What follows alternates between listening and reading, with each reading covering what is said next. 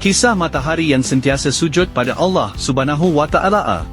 Dari Abu Dzar radhiyallahu anhu berkata bahawa Rasulullah sallallahu alaihi wasallam telah bertanya kami, tahukah kamu semua ke manakah matahari itu selalu pergi? Lalu kami berkata, hanya Allah dan Rasulnya sahaja yang tahu.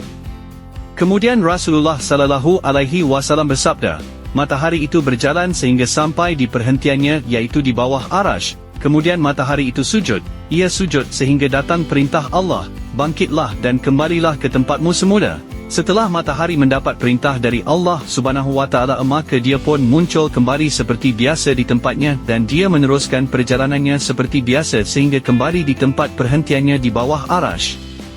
Lalu matahari sujud lagi sehingga datang perintah Allah Subhanahu wa Ta'ala, bangkitlah dan kembalilah ke tempatmu semula. Maka matahari pun bangun dan ia pun terbit semula seperti biasa di tempatnya.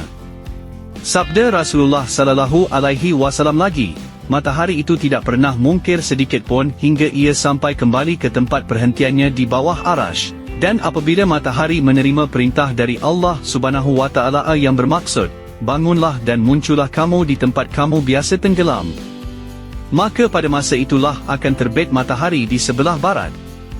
Sabda Rasulullah sallallahu alaihi wasallam, tahukah kamu semua bilakah hal ini akan terjadi, terbitnya matahari sebelah barat? Ianya akan terjadi pada hari di mana iman seseorang itu tidak berguna lagi. Jika sebelumnya dia tidak beriman, semua ciptaan Allah Subhanahu wa Ta'ala sentiasa tunduk dan sujud pada Allah kecuali manusia dan jin yang ingkar.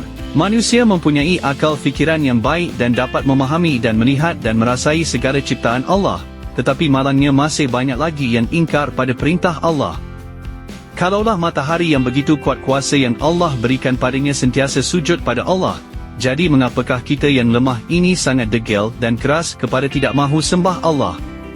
Kalau kita masih berdegil juga, sila lihat firman Allah dalam surah Al-Hajj ayat 18 yang bermaksud, tidakkah engkau tahu bahawa kepada Allah sujud, tunduk, siapa yang di langit dan siapa yang di bumi, matahari, bulan, bintang-bintang, gunung-gunung, pohon-pohon, binatang-binatang yang melata dan kebanyakan manusia, tetapi kebanyakan manusia yang lain berhak mendapat azab.